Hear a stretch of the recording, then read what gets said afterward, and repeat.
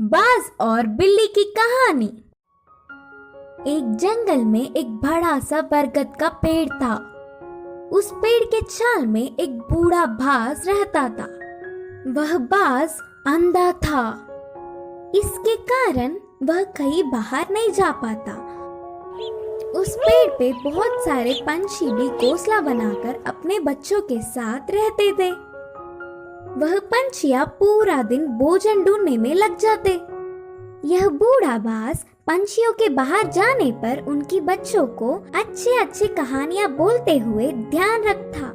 शाम को घर लौटने वाले पंछी उनके लाए हुए भोजन में थोड़ा सा बाज को भी देते। ऐसे समय बीतता गया। एक दिन वहाँ से गुजरता हुआ एक बिल्ली पेड़ पे खेल रहे पंछियों के बच्चों को देखा।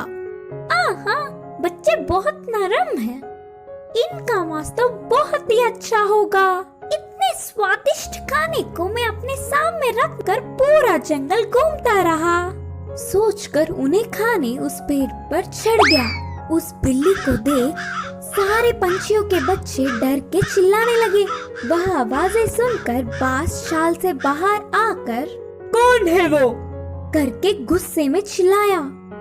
उस चिल्लाहट सुनते ही बिल्ली के ऊपर के प्राण ऊपर ही गए। उधर उन बच्चों के अलावा कोई नहीं सोचकर पेड़ चढ़ गया था। पर अब बाज को देख कांपने लगी। बचने के लिए उसे कोई रास्ता नहीं दिखा। जो होगा सो होगा सोचकर साहस करके कहा, हाँ, मैं एक बिल्ली हूँ। आपके आज्ञा के बिना इस पेड़ पर चढ़ के आने के लिए माफी चाहता हूँ। तब तुरंत बाज, क्या तुम बिल्ली हो? पहले इस पेड़ से उतरकर चले जाओ, नहीं तो तुम्हारे प्राण ले लूंगा, बोलकर चेतावनी दी। हाँ, पर अब गुस्सा ना हो। मेरा जन्म बिल्ली जात का होने पर भी उस जात के लक्षण नहीं आए।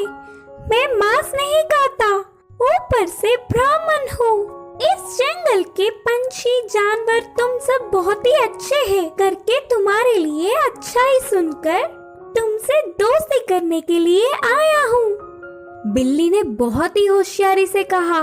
बिल्ली के बातें सुनकर बाज बहुत खुश हुआ। इससे बिल्ली बाज की और तारीफ करने लगी। उस दिन से दोनों अच्छे दोस्त भी बन गए।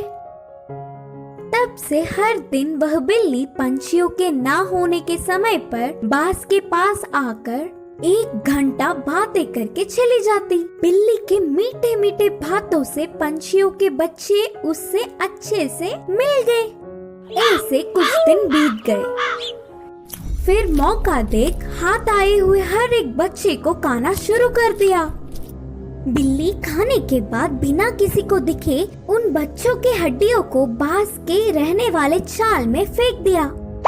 आगे आगे पेड़ पे रहने वाले पंछी अपने बच्चों को गायब होता देख वह सब एक दिन इकट्ठा होकर बाज के पास आकर अपने बच्चों के गायब होने वाले खबर पूछे। अंधा बाज उसे कुछ नहीं पता, लेकिन सारे पंछी बाज के घर जाकर देखा तो पूरा छाल पंछी के बच्चों की हड्डियों से भरा पड़ा था। बिल्ली के बारे में ना कुछ जाने बिना सारे पंछी बाज ही उनके बच्चों को मारकर खाया होगा सोचकर उस बूढ़े बाज को अपने नुकीले चोंचों से वार कर करके मार दिया। करके पीड़ित होते हुए बाज ने अपने प्राण छोड़े। इस कहानी की शिक्षा है कि जन्मजात के लक्षण मरने से भी नहीं मिटते।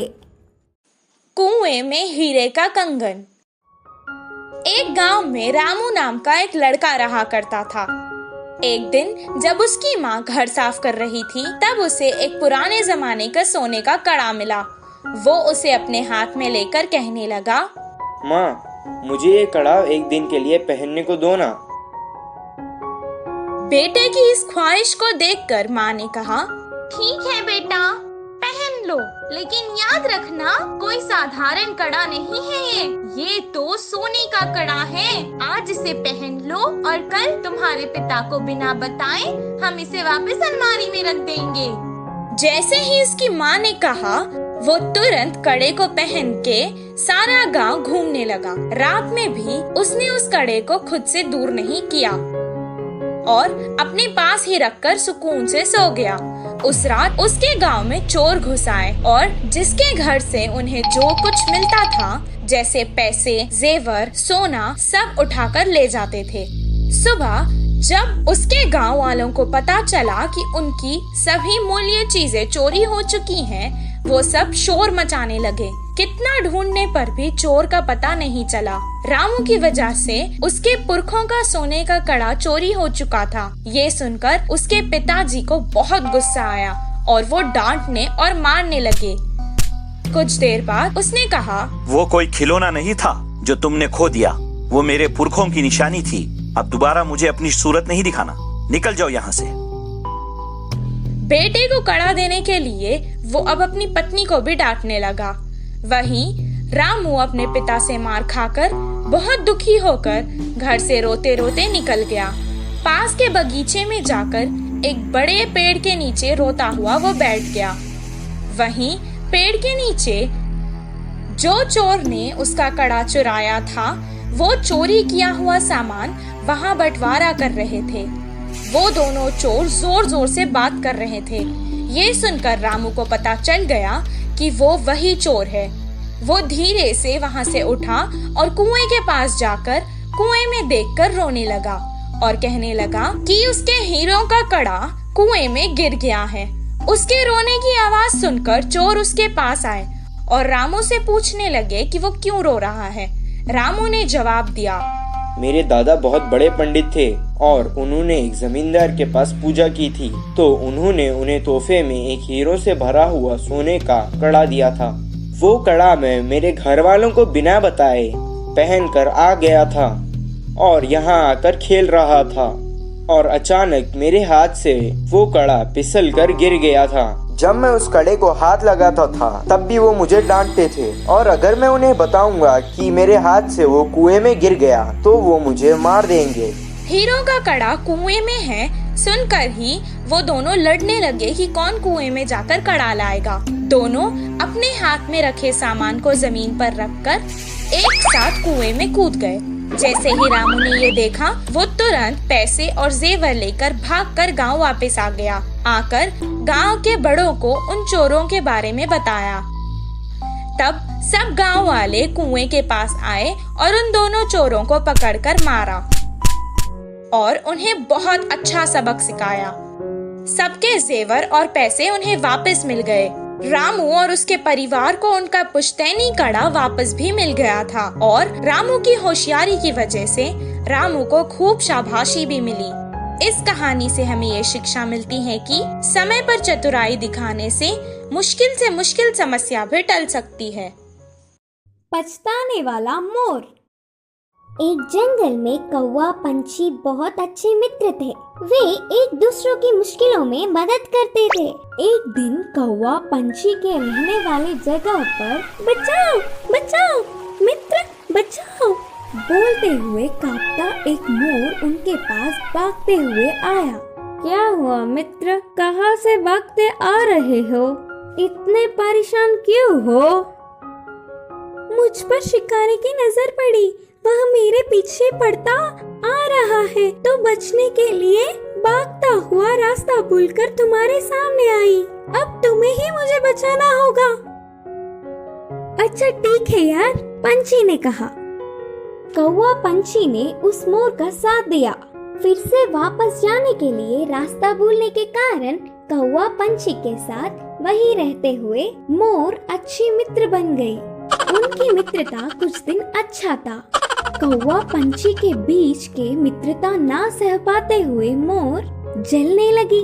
किसी भी तरह कौवा पंछी को अलग करना चाहती थी। एक दिन कौवा भोजन के लिए बाहर जाने के समय पर मोर ने पंछी से कहा, मित्र तुम कौवे से इतना ज्यादा मित्रता बढ़ाकर बहुत ही नजदीक रह रहे हो। क्या तुमने उसकी बदसूरती कभी नहीं देखी? उसे देख सब चिढ़ जाते हैं। तुम्हारा उससे दूर रहने में ही भलाई है। मैं जो कहनी चाहती थी वो कह चुकी, बाकी तुम्हारी मर्जी। वह सुनकर अचानक चौंकने वाला पंछी मोर से कहा, हाँ सच्ची, मैंने इतने दिनों से कौवे के बारे में सोचने की कोशिश भी नहीं की। हट, उससे क्या दोस्ती, उससे क्या मित्रता। तुम्हारे जैसे सुंदर वालों से मित्रता करने से मेरा मूल्य और होदा बढ़ेंगे। उसकी चाल सफल हुई करके मोर खुश हुई। आगे आगे मोर पंछी के व्यवहार में परिवर्तन देख कौवा उन्हें उसे दूर करने की बुरी सोच को समझी। एक दिन, मित्रों, मेरी वजह से तुम्हें तकलीफ हो रहा होगा, इसीलिए इधर के पास में ही एक घोंसला बनाया। मैं वहाँ जाकर रहूँगा। चलता हूँ करके कौवा उदास होकर कहा। वह अपने आप जा रहा है करके बोलने पर मन ही मन बहुत खुश होकर, अच्छा, अब तुम्हारी मर्जी मित्र, मोर और पंछी ने कहा। मोर और पंछी कौवे का भला टली करके खुशी मनाने लगे। ऐसे समय बीतता गया। पुराने मित्रों को छोड़ के आए हुए बहुत दिन होने से कौवे को उन्हें देखने की इच्छा जागी। पुरानी जगह पर उड़ता हुआ आया। उसी क्षण अपने पंख खोलकर नाचने वाले मोर पर एक शिकारी ने निशाना लगाया। कौवा देखा और परेशान हुआ। हटो वहाँ से, मोर मित्र, हटो, खतरा खतरा बोलकर जोर से चिल्लाया। पास में मरी हुई सांप को अपनी चोंच से पकड़कर शिकारी पर छोड़ा। सांप अपने ऊपर गिरने से, बचाओ बचाओ, सांप सांप बोलते हुए जोर से चिल्लाकर डर के शिकारी वहाँ से भाग गया। यह सब देखकर मोर के होश उड़ गए। भागते हुए आकर कौवे की चरणों पर गिरी और रोते हुए कहा, माफ कर दो मित्र, सुंदरता के घमंड में मैं मेरे मुश्किल समय में मदद करने वाले तुम्हें धोखा दिया, लेकिन तुमने मेरे प्राण बचाए। तुम्हारा कर्ज कैसे भुगतान करूं? तब कौवे ने कहा, पछतावे से बड़ी कोई सजा नहीं, मैंने तुम्हें पूरे दिल से माफ किया। तभी आई हुई पंछी पूरी बात जानकर दुखी होकर अपनी की हुई गलती पर शर्मिंदा होकर सिर झुकाया। फिर तब से कौवा, पंछी, मोर हमेशा की तरह अच्छे मित्र जैसे रहने लगे। इस कहानी की शिक्षा है कि अपने भूलों को भी भुलाने वाला ही सच्चा मित्र होता है।